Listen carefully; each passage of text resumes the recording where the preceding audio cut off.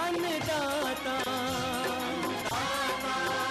अन्नदाता, नीत तुम्हारा अन्नदाता, पग पग पर है संग तुम्हारे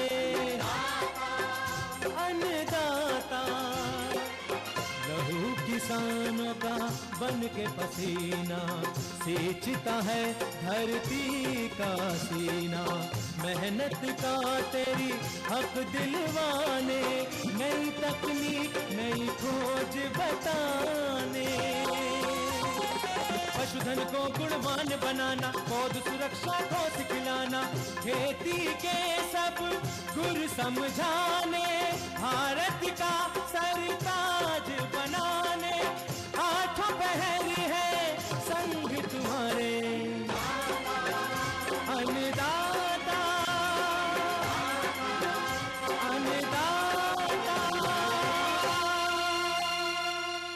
नमस्कार, मैं नुपुर चारोली जैन आप सभी दर्शकों का अन्नदाता कार्यक्रम में स्वागत करती हूँ। हर रोज की तरह कार्यक्रम में लेकर आई हूँ खेतीबाड़ी से जुड़ी हुई बहुत सारी लाभकारी जानकारियां। तो चलिए सबसे पहले देखते हैं क्या है विशेष आज के कार्यक्रम में। धान की फसल से अच्छी पैदावार लेने के लिए जरूरी कार्य, बटन मशरूम उत्पादन के लिए कंपोस्ट तैयार करने की तकनीक, आम के बाग में प्रतिवर्ष फलन के लिए अपनाए जाने वाले प्रबंधन,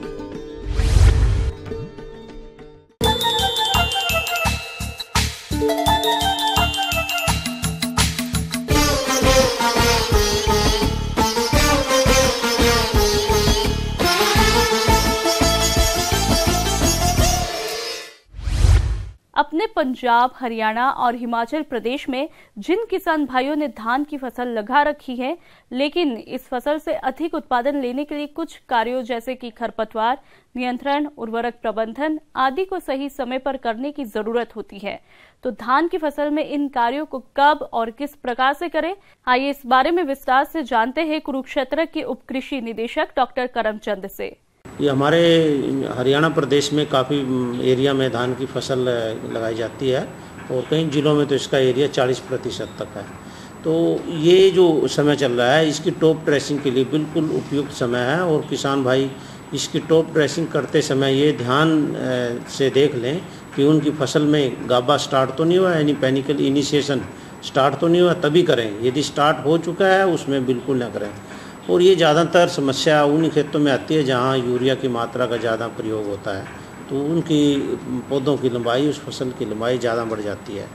तो टॉप ड्रेसिंग करते समय केवल उतना ही पत्ते काटें जितनी ज़रूरत है। कई किसान भाई ज़्यादा काट देते हैं तो उससे बालियाँ जो है ना फिर मुड़ के निकलती हैं और बालियों मुड़ने से या कटने से गाभे की स्टेज में इन्फेक्शन होने से, इंजरी होने से हमारी पैदावार पर काफ़ी असर पड़ता है। और जब भी टॉप ड्रेसिंग करें ओस उतरने के बाद ही करें, 11-12 बजे के बाद या शाम के समय करें। और उसके बाद हल्का पानी खेतों में ज़रूर लगाएं, हल्की सिंचाई ज़रूर करें। ऐसा होने से वो एकदम से रिकवर होगी।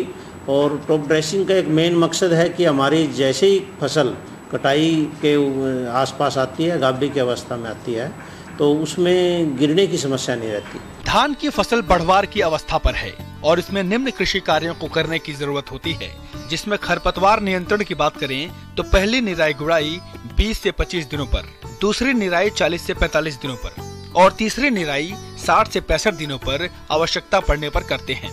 धान की फसल में उर्वरक प्रबंधन की बात करें तो यूरिया की शेष बची मात्रा का प्रयोग करें और ये ध्यान रखें कि यूरिया का प्रयोग करते समय खेत में उचित नमी हो। आइए अब जानते हैं धान की फसल में लगने वाले कीटों के बारे में। तना छेदक कीट। इस कीट को धड़ छेदक एवं व्हाइट ईयर या सफेद बाली कीट के नाम से भी जाना जाता है। यह कीट पौधों के संपूर्ण बढ़वार अवधि में नुकसान पहुंचाता है, परंतु मुख्य रूप से पौधशाला एवं कल्ले निकलने की अवस्था में ये कीट ज्यादा नुकसान करते हैं। मादा कीट गहरे भूरे रंग की, आगे के पंख पीलापन लिए हुए जिस पर काले काले गोल गोल धब्बे पाए जाते हैं। तने के निचले भाग में सुराख बनाकर अंदर घुस जाते हैं और अंदर के भाग को खाते रहते हैं, जिससे मध्य सिरा सूख जाता है और पौधा बाली धारण करने के योग्य नहीं रह जाता। ऐसे पौधों को हम मृत शिरा या डेड हर्ट कहते हैं। ऐसे तनों को खींचने पर तना आसानी से बाहर आ जाता है। यदि ग्रसित तने को चीर कर देखें तो अंदर इल्लियां दिखाई पड़ती हैं।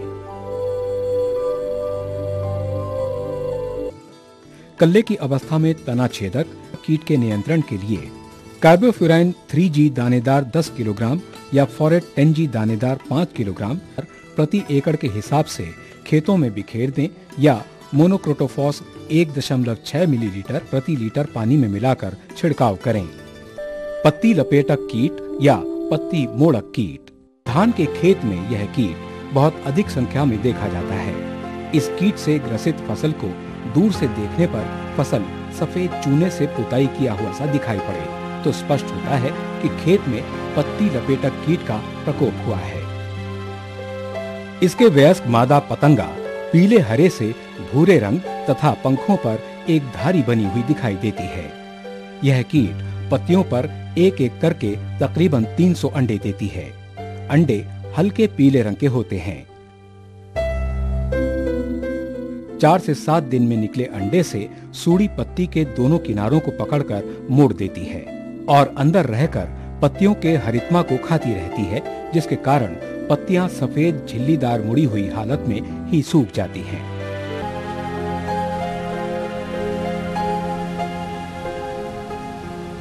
यह 15 से 25 दिन तक लार्वा अवस्था में रहकर फिर प्यूपा अवस्था में जाकर पुनः 6 से 8 दिन में वयस्क में परिवर्तित हो जाता है। पत्ती लपेटक कीट के नियंत्रण के लिए कीटनाशक का छिड़काव करने से पहले फसल के ऊपर नारियल की रस्सी को खेतों के दोनों तरफ पकड़कर चलाएं।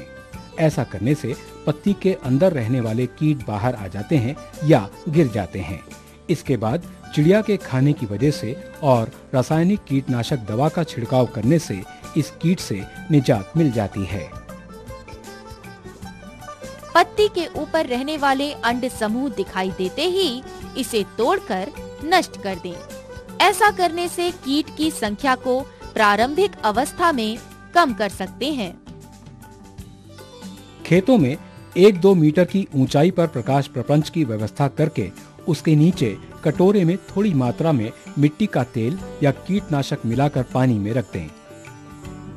ऐसा करने से वयस्क कीट प्रकाश की ओर आकर्षित होकर पानी में गिरकर मर जाते हैं।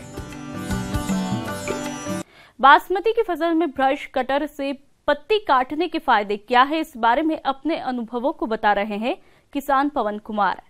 ब्रश कटर के बारे में बताना चाहता हूँ, जिससे हम बासमती जीरे का पत्ता काटते हैं और ये काफ़ी उपयोगी चीज़ है किसानों के लिए, क्योंकि इससे हमें ना तो ज़्यादा लेबर देनी पड़ती है और जो हमारा काम है वो टाइम पे हो जाता है।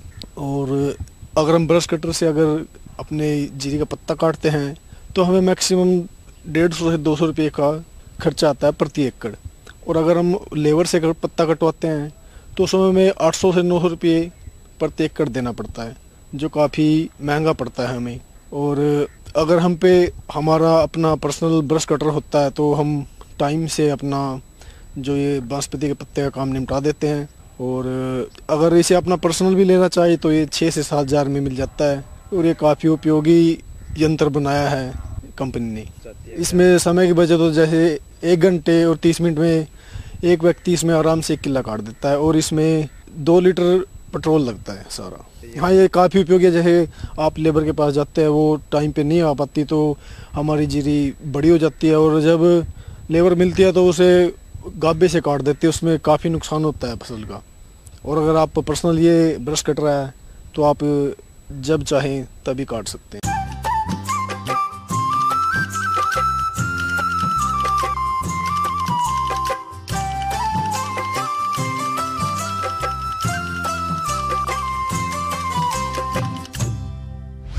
मशरूम कई तरह के होते हैं, जिसमें बटन मशरूम सबसे उच्च कोटि का मशरूम होता है, इसलिए इसकी मांग भी अधिक रहती है और मांग अधिक होने के कारण इसका बाजार भाव भी अच्छा मिलता है।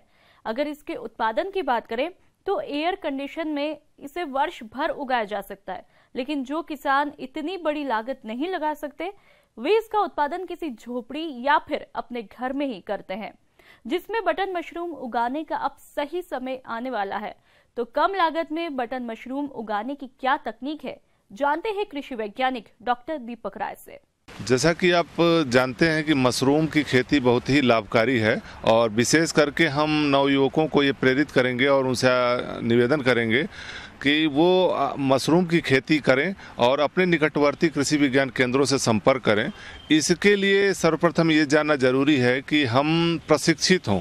प्रशिक्षित होने के लिए हमको कृषि विज्ञान केंद्र पर आना पड़ेगा और उनसे प्रशिक्षण लेना पड़ेगा। किसान भाई विभिन्न प्रकार की चीज़ों को मतलब विभिन्न प्रकार के अपने घर में उपलब्ध चीज़ों से ये मशरूम उत्पादन के हट को, झोपड़ी को या किसी प्रकार की आकृति को बना सकते हैं। जैसा कि आप देख रहे हैं, इसमें जो भी चीज़ें लगी हुई हैं ये किसान के घर में उपलब्ध हैं। इनसे बनाया जा सकता है, खपरेल के घर में कर सकते हैं, पक्के घर में भी कर सकते हैं। इसके लिए मुख्य रूप से ये ध्यान देने की बात है कि इसकी कंपोस्टिंग में 20 से 25 दिन का समय लगता है और बटन मशरूम के केस में अच्छे उत्पादन के लिए हम कंपोस्टिंग जो है शुरू कर दें, जैसा कि सितंबर तक में तैयार हो जाएगी और सितंबर के बाद हम इसको लगा सकते हैं। तो इसके लिए जो मुख्य चीज़ होती है, इसके लिए भूसा होती है। इसके कंपोस्ट बनाने के लिए जो गेहूं का भूसा होता है उसको हम लेते हैं और उसका डिकम्पोजिशन करते हैं, सड़न करते हैं, सड़ाते हैं, कंपोस्ट बनाते हैं।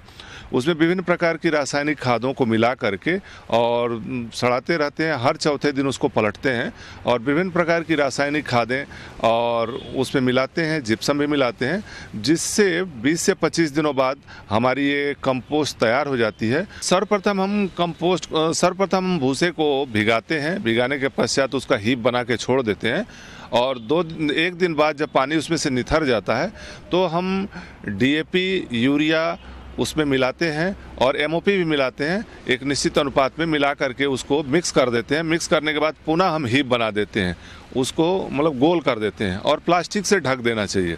तत्पश्चात और अगले चौथे दिन फिर खोलने के पश्चात हम देखते हैं कि भीतर की जो कंपोस्ट होती है वो सड़ जाती है, बाहर की नहीं सड़ी होती। तो जो सड़ी है उसको अलग कर लेते हैं और जो नहीं सड़ी है उसको भी फैला लेते हैं। तत्पश्चात हम उसमें जिप्सम का प्रयोग करते हैं। जिप्सम डालते हैं, डालने के पश्चात पुनः मिक्स करते हैं और पुनः हीप बना करके रख देते हैं। अगले क्रम में हम कुछ फफूंदनाशी का प्रयोग करते हैं, जिससे विभिन्न प्रकार के अन्य प्रकार के फफूंद उसमें न विकसित हों और हमारा जो कंपोस्ट है वो बिल्कुल निर्जीवीकरण हो, उसी में किसी प्रकार के कीड़े न हो। तो पहले हम फफूंदनाशी डालते हैं, फिर अगले चौथे में आखिरी समय में हम कीटनाशी का प्रयोग करते हैं, जिससे उसमें किसी प्रकार के कीट का उत्पन्न होने की संभावना न रह जाए। तत्पश्चात जब हमारा कंपोस्ट तैयार हो जाता है तो उसमें हल्की हल्की अमोनिया की गंध आती है, तो उसको हम फैला करके छोड़ देते हैं 2-4 घंटे के लिए। तो जब गंध उड़ जाती है तब हम इस पान को उसमें मिलाते हैं और उसको प्रयोग में लाते हैं और देखने में वो काले भूरे रंग की हो जाती है और उसको हम निश्चित रूप से मशरूम के उत्पादन के लिए प्रयोग में ला सकते हैं। इसके लिए जो बीज उपयोग में लाया जाता है उसको स्पान बोलते हैं। गेहूं के दाने पर खाने वाले फंगस को ग्रो किया जाता है और उसे हम स्पान कहते हैं और उसको हम प्रति कुंटल के हिसाब से 1 किलो बीज मिला करके और उस पर या तो बेड पर डाल सकते हैं या तो हम बैगों में भर सकते हैं 10 किलो के। जैसा कि आप यहाँ देख रहे होंगे हमारे पीछे बेड बना हुआ है। आप अपनी सुविधा अनुसार ऊंचाई रख सकते हैं और ऊंचाई के अनुसार और चौड़ाई भी अपनी सुविधा अनुसार रख करके बेड बना सकते हैं और कम कीमत में बांस तथा बल्लियों से अगर बेड बनाया जाए तो काफ़ी सस्ता पड़ता है। उस पर हम कंपोस्ट को बिछा देते हैं, बीज से मिला हुआ, स्पान से मिला हुआ, और उसको पेपर से ढक देते हैं। तत्पश्चात कम से कम 10 दिनों के भीतर उसमें सफ़ेद फफूंद विकसित होने लगती है। उस फफूंद के विकसित होने पर, दिखाई देने पर हम पेपर हटा करके उस पर एक प्रकार का अलग प्रकार का कंपोस्ट डालते हैं जिसको हम केसिंग कहते हैं। केसिंग में सड़ी गोबर की खाद को हम चाल लेते हैं। चालने के पश्चात उसका निर्जीवीकरण करते हैं, फार्मेलिन का घोल बना करके उसकी तराई करके और उसको टाइट बैग में बांध देते हैं और 2 दिनों पश्चात उसको खोल करके बाहर रख देते हैं। जिससे उससे फार्मेलिन की गंध निकल जाती है। तत्पश्चात 4 सेंटीमीटर ऊंची परत जो है उस कंपोस्ट के ऊपर लगा देते हैं। लगाने के पश्चात हम तराई करते रहते हैं रोज, और उसी से हम तराई करते हैं और देखते हैं कि हफ्ते दिनों बाद हमारे यहाँ बटनिंग शुरू हो जाती है और मशरूम का उत्पादन शुरू हो जाता है। लगाने के पश्चात सितंबर लास्ट से हमारे यहाँ बटनिंग शुरू हो जाएगी और हम मशरूम का उत्पादन ले सकते हैं, और यह क्रम हम मार्च तक निश्चित रूप से चला सकते हैं। तो ये एक लंबे समय तक हम बटन मशरूम से अच्छा लाभ ले सकते हैं।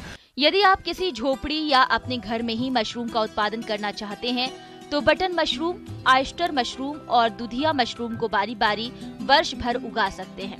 अक्टूबर से लेकर अप्रैल तक बटन मशरूम उगाएं, अगस्त से अक्टूबर और फरवरी से अप्रैल तक ऑयस्टर मशरूम उगाएं और अप्रैल से जुलाई तक दूधिया मशरूम उगाएं। करते हैं अगली कड़ी की तरफ।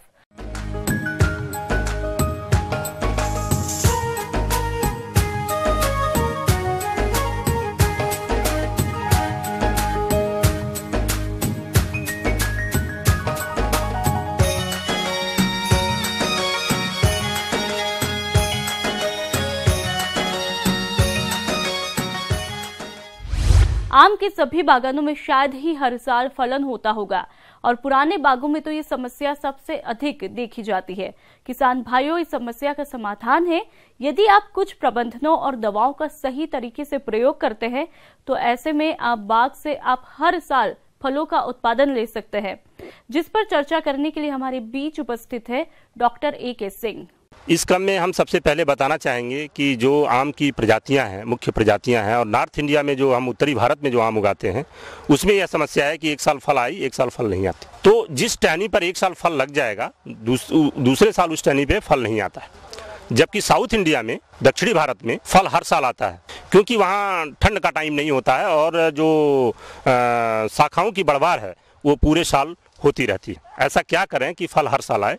सबसे पहले अगर आम से हर साल फल लेना है तो आम जैसे ही हार्वेस्ट हो जाता है, आम की जब हम फल की तुड़ाई कर लेते हैं तो तुड़ाई के तुरंत उपरांत पौधे की छटाई बहुत ही जरूरी है। और जब पौधे की छटाई हो जाती है तो इसमें मुख्य रूप से ये आपको देखना है, ध्यान देना है कि जिस टहनी में, जिस शाखा में फल आया हुआ था इस साल, उस टहनी को अवश्य छांटना है। ऊपर की तरफ से कम 10 से 15 सेंटीमीटर नीचे की तरफ लेते हुए उस शाखा को काट के निकाल देना चाहिए। तो यह काम फल तोड़ने के तुरंत बाद। इसके बाद दूसरी बात जो आती है वो कलतार डालने की बात आती है। एक दवाई ये होती है जिसको हम बोलते हैं ग्रोथ रिटार्डेंट, और उसका केमिकल नेम होता है पैक्लोबिट्राजोल। तो इसके लिए जो पहली जो सीढ़ी थी वो मैंने बताया कि पहले पौधे की छटाई करनी है। छटाई के तुरंत बाद ये इस ग्रोथ रिटार्डेंट का प्रयोग करना है।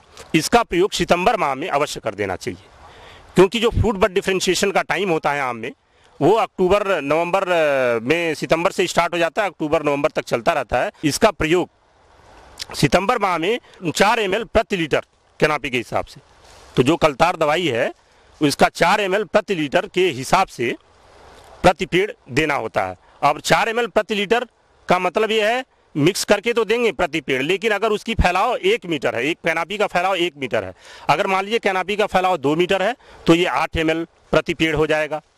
अगर कैनापी का फैलाव 3 मीटर है तो ये 4×3=12 ml प्रति लीटर हो जाएगा। और इस दवा को पानी में मिला करके पेड़ के नीचे एक गोल नाली, छोटी सी गोल नाली खोलते हैं और उस गोल नाली में इस दवा को हम प्रयोग कर देते हैं। गोल नाली जब आप किसान भाई खोदेंगे तो पाएंगे कि ये जो जड़ें यहाँ दिखेंगी, छोटी छोटी जड़ें सब यहाँ दिखेंगी। तो जो फीडर रूट्स हैं वो यहाँ भी पाई जाती हैं, जड़ें यहाँ भी पाई जाती हैं। और हमारा ये एम होता है कि इसके मुख्य तना के पास ये दवाई का प्रयोग कर दें और ये जड़ें फिर इसको चूस लेंगी और फिर ये पेड़ में ऊपर की तरफ चला जाता है और अपना काम करना शुरू कर देता है। अब मैं किसान भाइयों को बताऊंगा कि जैसे ये सोल्यूशन बना करके किस तरह से प्रयोग करें। तो सोल्यूशन बन चुका है, जो हमने रेट बताया आपको कि 4 मिलीलीटर प्रति लीटर में मिला करके, अगर पेड़ का फैलाव 1 मीटर है तो 4 मिलीलीटर 1 लीटर पानी के हिसाब से हम मिलाते हैं। 4 मिलीलीटर दवा का प्रयोग होना आवश्यक है। पानी की मात्रा ज़्यादा हो सकती है। हमने बताया कि पेड़ की कैनापी फैलाव अगर 1 मीटर है तो 4 ml दवा इसमें पड़नी चाहिए। अब उस 4 ml दवा को 1 बाल्टी पानी में मिला के आप डाल दें, 10 लीटर पानी, 15 लीटर पानी या 20 लीटर पानी में मिला करके पेड़ के नीचे टोटल 4 ml दवा ये जानी चाहिए। पेड़ का फैलाव ज़्यादा है, दवा की मात्रा बढ़ती जाएगी। अगर पेड़ बहुत बड़ा है तो इसके लिए जो फुली ग्रोन अप ट्री है, पेड़ है, उसमें 20 से 25 ml इस दवा का हम प्रयोग करते हैं। अब इस दवा का सलूशन हम घोल बना लेंगे और घोल बनाने के बाद इन जड़ों के चारों तरफ, जो पेड़ के चारों तरफ इस तरह दवा का हम प्रयोग करेंगे। तो टोटल जो आपने दवा का घोल बनाया है 15 से 20 लीटर पानी में पेड़ के चारों तरफ ये इस तरह से डालते जाएं, इसको अच्छी तरह भर दें। इस दवा के प्रयोग के बाद हम किसान भाई को ये भी बताना चाहेंगे कि दवा प्रयोग करने के बाद यहाँ नमी बरकरार रहनी चाहिए। तो किसान भाई दवा प्रयोग करने के बाद हफ्ते में एक बार कम से कम इसमें 2 बाल्टी पानी का प्रयोग अवश्य कर दें, जिससे नमी बनी रहेगी और दवा का जो इसमें दवा यहाँ से नीचे से मिट्टी में जो जड़ें चूस लेंगी, चूसने के बाद ये पेड़ में चली जाएंगी और अपना काम जा कर के वहाँ पर जो नई नई शाखाएं आ रही हैं वहाँ पर इनका जो है प्रभाव होगा और वो शाखाएं जल्दी मैच्योर हो जाएंगी। इस तरह से हर साल फल आने में ये दवा सहायक होती है। इसमें जो हमारे पंतनगर विश्वविद्यालय में रिसर्च करके देखा गया है, इसमें आप जो मैंने पूरी डोज बताई, इसकी पूरी मात्रा पहले साल पूरी मात्रा देंगे, दूसरे साल इसका हाफ डोज कर देंगे, तीसरे साल इसका 3/4 कर देंगे, चौथे साल आप नहीं डालेंगे, फिर 5वें साल से पूरी मात्रा और उसके बाद हाफ, फिर उसके बाद 3/4 और फिर उसके बाद 0। अन्नदाता हेल्पलाइन निःशुल्क फोन संपर्क सेवा के माध्यम से आपके द्वारा पूछे गए प्रश्नों में से 1 या 2 महत्वपूर्ण प्रश्नों को हम अपने कार्यक्रम में शामिल करते हैं। इसी के तहत आज का चयनित प्रश्न और उसका जवाब इस प्रकार है। अन्नदाता निःशुल्क फोन संपर्क सेवा के माध्यम से पूछे गए प्रश्नों में से आज हमने जिस प्रश्न को कार्यक्रम में शामिल किया है उससे पूछा है ग्राम मीरपुर, जिला हिसार के कृषक सूर्य कुमार ने। यह गाय तथा भैंसों में जेर रुकने के कारण एवं निदान के बारे में जानकारी चाहते हैं। तो सूर्य कुमार जी, आपकी जानकारी हेतु प्रस्तुत है कार्यक्रम का यह अंश। देखो, ये नॉर्मल प्रक्रिया होती है, आधा घंटे से 8 घंटे के अंदर नॉर्मल पशु अपनी जेर गिर सकता है। ब्याने के बाद, ब्याने के आधे घंटे से लेकर के 8 घंटे का टाइम होता है, उसमें जेर गिर। दुधारू पशुओं में ब्यांत के बाद जो सबसे बड़ी समस्या आती है वह है जेर का ना गिरने की समस्या। और इस समस्या से निजात पाने के लिए पशुपालक कई तरह से जेर गिराने का प्रयास करते हैं, जो पशु के लिए कभी कभी घातक हो जाता है। तो सबसे पहले जानते हैं कि यह समस्या दुधारू पशुओं में आती किसके कारण है। सपोज करो इसके पीरियड में भी नहीं गिरती है तो नज़दीक के हॉस्पिटल में जाके संपर्क करना चाहिए। इसका मेन जो कारण होता है या तो इन्फेक्शन हो या फिर कैल्शियम की डेफिशिएंसी की वजह से ये जेर अंदर रह जाती है, वो पूरी नहीं निकल पाती, प्लेसेंटा जिसको बोलते हैं, वो अंदर ही रह जाता है। पशुपालक भाइयों, आपके दुधारू पशुओं में ब्यांत के बाद जेर न गिरने की समस्या न आए और इस समस्या से बचाव के लिए कौन कौन से उपायों को अपनाएं और इस समस्या के तुरंत समाधान के लिए क्या करें, इन बिंदुओं पर जानकारी के लिए आइए मिलते हैं। जेर अंदर रह जाती है, वो पूरी नहीं निकल पाती, प्लेसेंटा जिसको बोलते हैं, वो अंदर ही रह जाता है। तो उसको मैनुअली निकाल करके हमारे पशु चिकित्सक और उसमें एंटीबायोटिक दवाई रख देते हैं, उससे नहीं जाता। ब्याने से पहले अगर शरीर निकलता है, इसको बोलते हैं यूट्रस, प्रोलैप्स ऑफ यूट्रस, अगर वो केस होता है तो वो मेन कैल्शियम की वजह से होता है। तो उसमें भी पहले ही हम कैल्शियम की बोतल चढ़ा देते हैं, जिससे कि ब्याने से पहले ये दुधारू जो पशु जानवर होते हैं ज़्यादा दूध देने वाले, उनमें अक्सर ये चांस होता है कि प्रोलैप्स ऑफ यूट्रस का केस जिसको बोलते हैं वो होता है। तो उससे पहले ही उसमें कैल्शियम की बोतल वगैरह, कैल्शियम वगैरह की दवाई दे देते हैं, तो उससे वो रुक जाता है, उसमें कोई दिक्कत नहीं आती। और ब्याने के बाद अगर होता है तो उसमें मैनुअली उसको सीज करना पड़ता है वेजाइना को, और उससे रोक करके फिर उसको किया जाता है।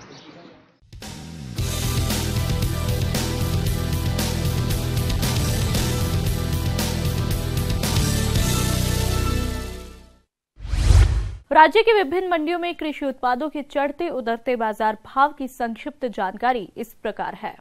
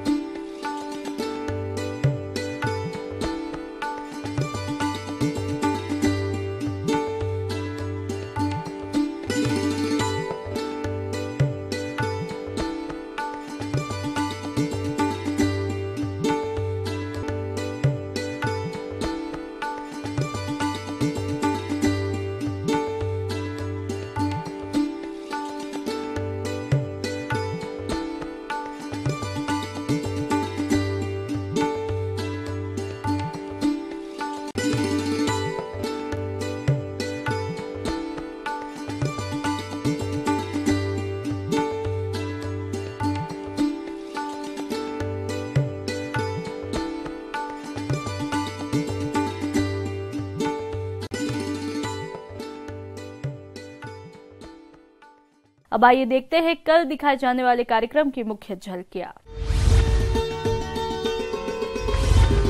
अरहर की फसल में फल मक्खी और फली बेधक कीट का समेकित नियंत्रण। डेयरी व्यवसाय से अच्छा मुनाफा ले रहे एक किसान से मुलाकात। हम ये उम्मीद करते हैं कि आज का कार्यक्रम आप सभी दर्शकों के लिए उपयोगी रहा होगा।